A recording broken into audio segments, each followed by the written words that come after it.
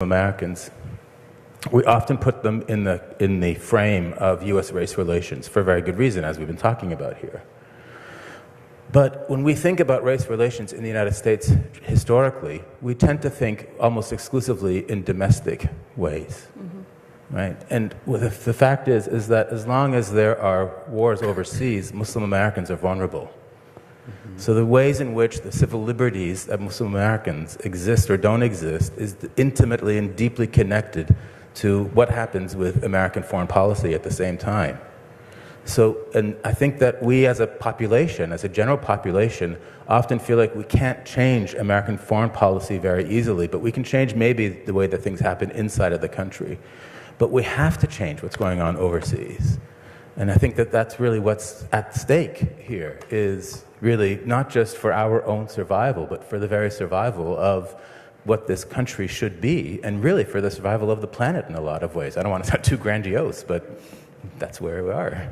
I mean, I think the theme of, resisting artificial siloing is a really powerful and instructive theme, right? So when you think about the spectrum that Moustafa was pointing to, sort of that spectrum that goes from the local to the global, and you pause to consider that from the U.S. government's perspective, right? Various U.S. government agencies look at it as a single continuum, right? They don't see a separation between domestic policy, say on security issues, and what's going on overseas, the way the U.S. government is participating in certain countries internationally.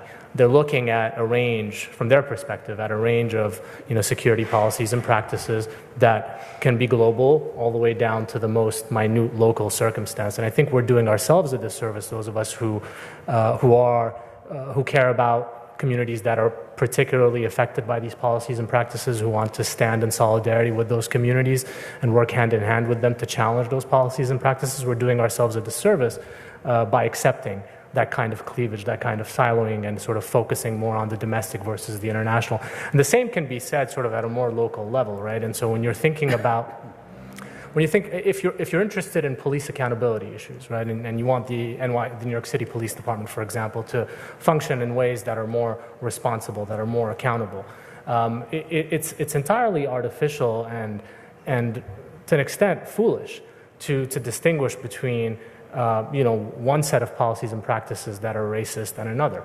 So many, for a very long period of time, to be more concrete, many activists that were working on stop and frisk were siloed off from activists that were working on other police accountability issues. And that was a strategic mistake, and one that I think was corrected recently, because fundamentally these policies don't exist in a vacuum from each other. It's the same NYPD that's implementing stop and frisk that's targeting predominantly Black and Latino communities.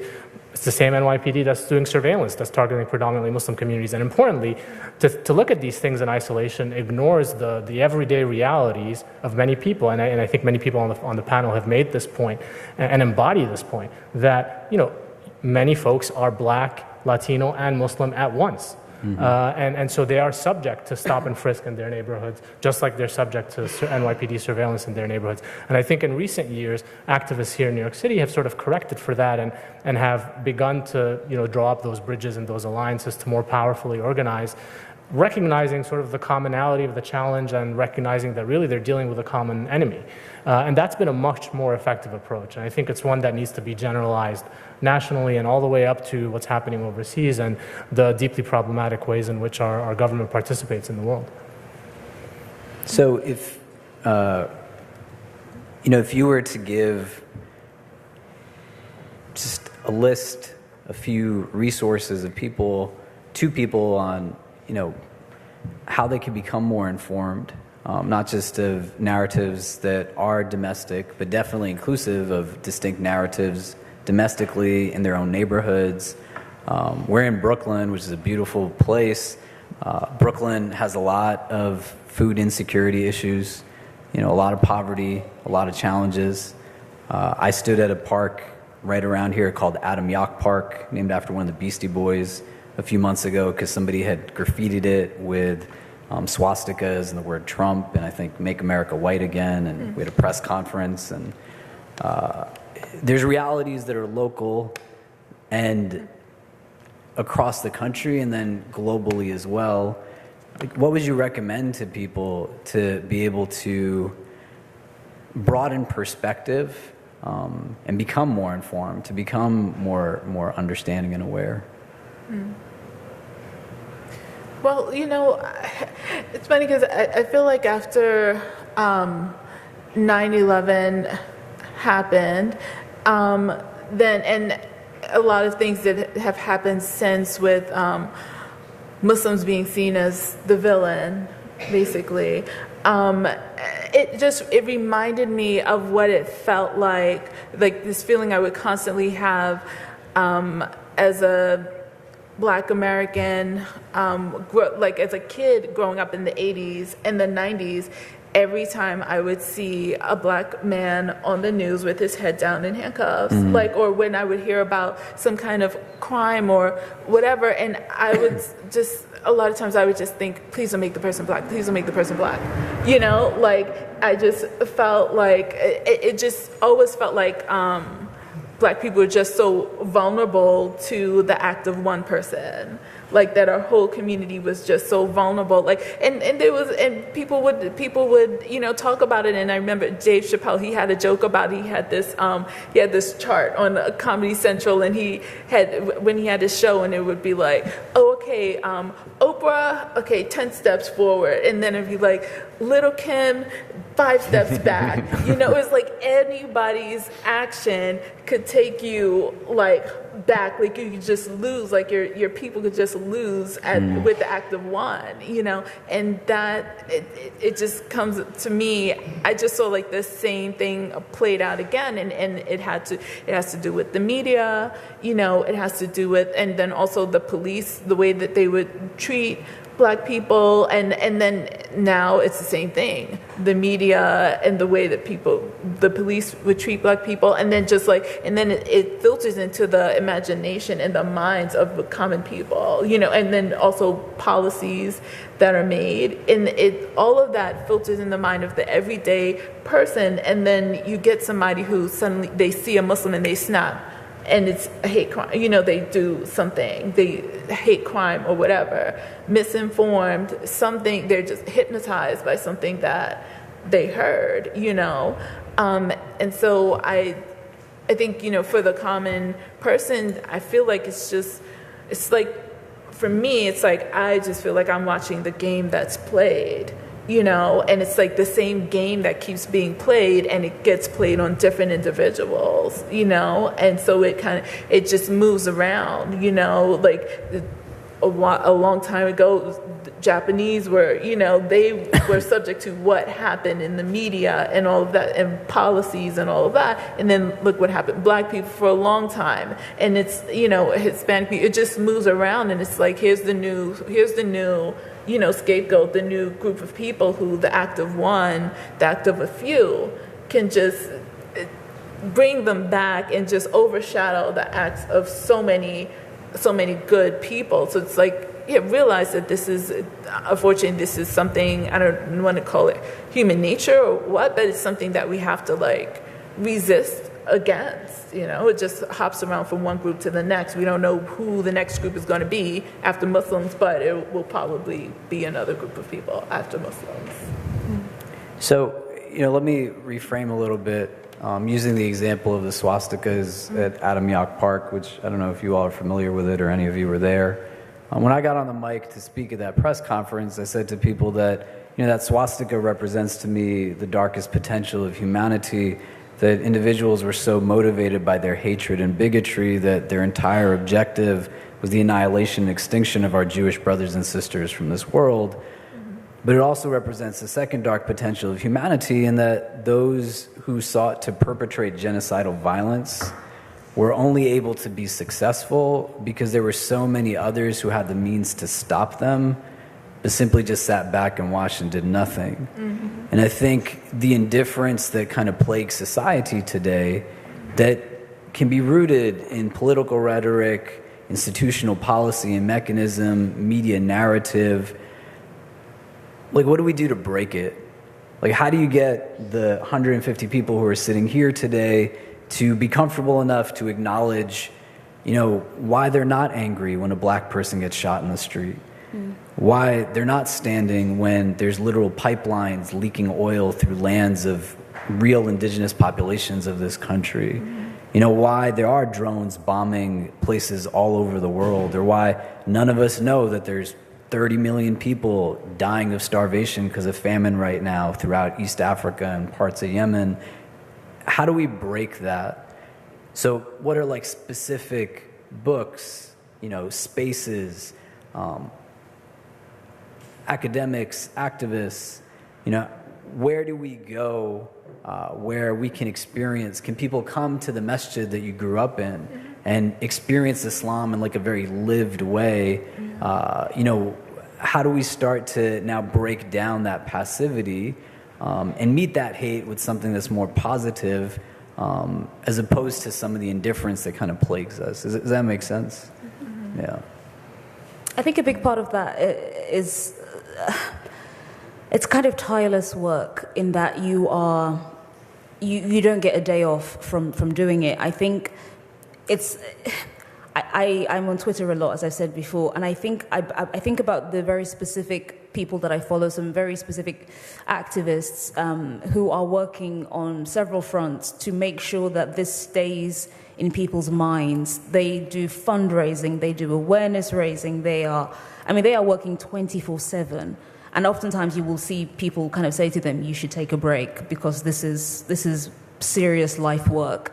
I think a lot of the time it comes from conversations that are happening also, obviously, that include the Muslim communities locally and farther afield, but also conversations between non-Muslim groups as well. There are a lot of times when I'm saying something on Twitter, for example, in a long thread of just, you know, stream of consciousness nonsense, and somebody will say, oh, can you tell me where to blah, blah, blah? And more often than not, a reply will come in from, usually it's a white person, and a reply will come from another white person and say, why don't you try reading blah, blah, blah? And a lot of the time that takes the pressure off of me to give information. So I think a lot about the conversations that are happening with Muslims, which are great, in terms of kind of naming your problem. You know, you name the issue, and then hopefully the solution comes from conversation. But I think a lot of the time also, so often Muslims, black people, whoever is being, you know, currently subjugated in some way, the onus falls on them to be the one to, which I get, because your problem, you feel it most keenly. But I also think about the fact that we are not the only solutions to the problems. There are so many other people. I think it's that thing about I think a lot about the wave of activism and interest that, you know, post Donald Trump's election. I think I attended the Women's March for work and as a woman. And seeing all these people riled up and angry, and there were some very wonderful, hilarious, incredibly woke, you know, placards and whatever. And some of the ones that I saw that made me laugh the hardest were being held by, for example, black women or LGBT women who were kind of like, welcome. We've been here.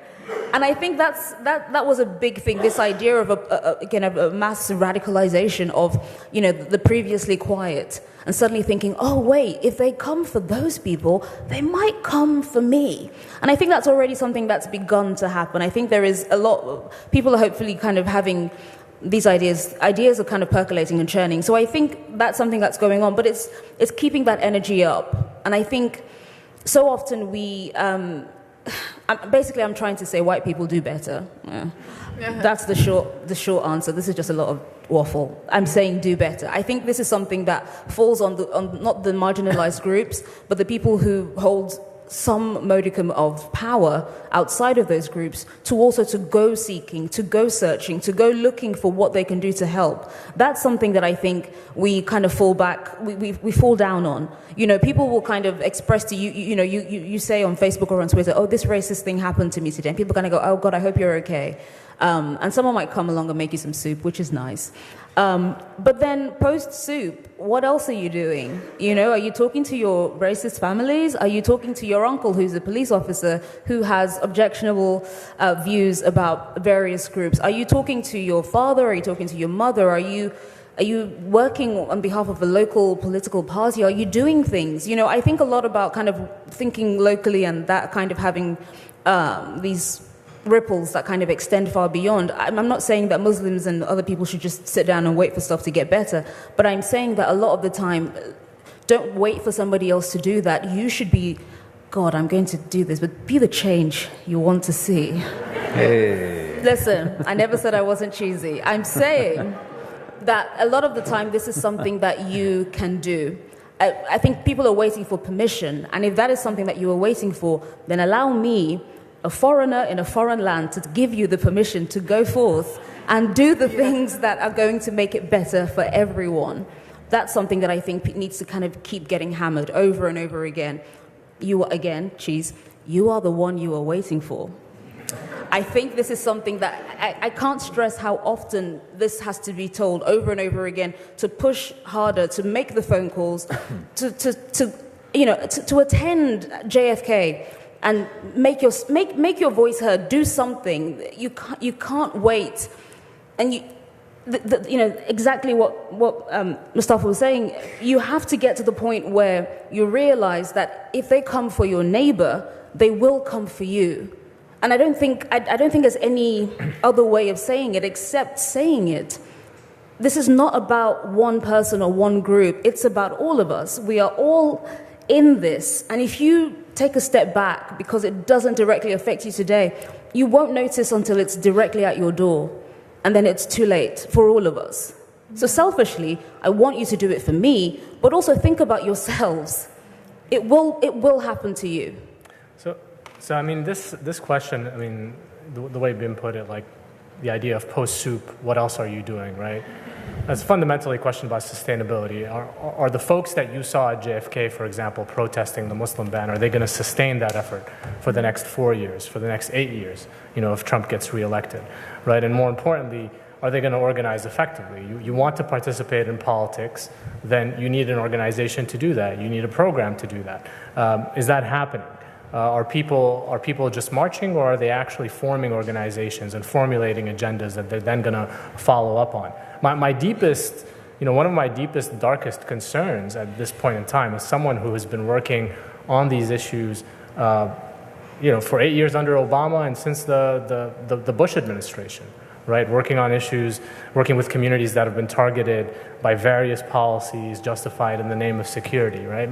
My concern is that, when I look at all of these people, all of these groups that are new to the party, as you were saying, right, who are being welcomed, I wonder I wonder to what extent there's an affinity, I wonder to what extent there's alignment between my critique and theirs. Mm-hmm. Because on some level, if there had been a fundamental alignment in our analysis, in our critique of what was going on, then those same people would have been there, right, for 8 years under the Obama administration, when the very same results, the very same outcomes were being achieved in far, sort of more muted fashion by the Obama administration, without all of the rhetoric that the Trump administration has been deploying, right, which made it less visible, but no less damaging to the communities who were on the receiving end, right? Muslims, for example, I mean, again, just to focus on some of the communities that we work with, Muslims have been excluded, through the immigration system for 8 years under the Obama administration. President Obama shattered all deportation records. If you work on immigration issues, you know that he's deported more people than all previous presidents combined, right? And yet there was silence from the so-called American left. So you wonder, what drives the current moment of political outrage? Is it really a sort of a principled alignment, a critique, an analysis, a shared analysis of what's problematic about what's going on today? Or is it really just a sense of revolt and outrage at the unseemliness of what Trump is doing? And if this is about seemliness, then if it's really just about seemliness and the fact that the Trump administration is putting forward really a distasteful rhetoric, then I'm not sure that those are reliable allies. I think those are allies that can be placated, right? If the Trump administration tones down its overtly racist, xenophobic, Islamophobic, sexist rhetoric, then these allies are going to fall by the wayside.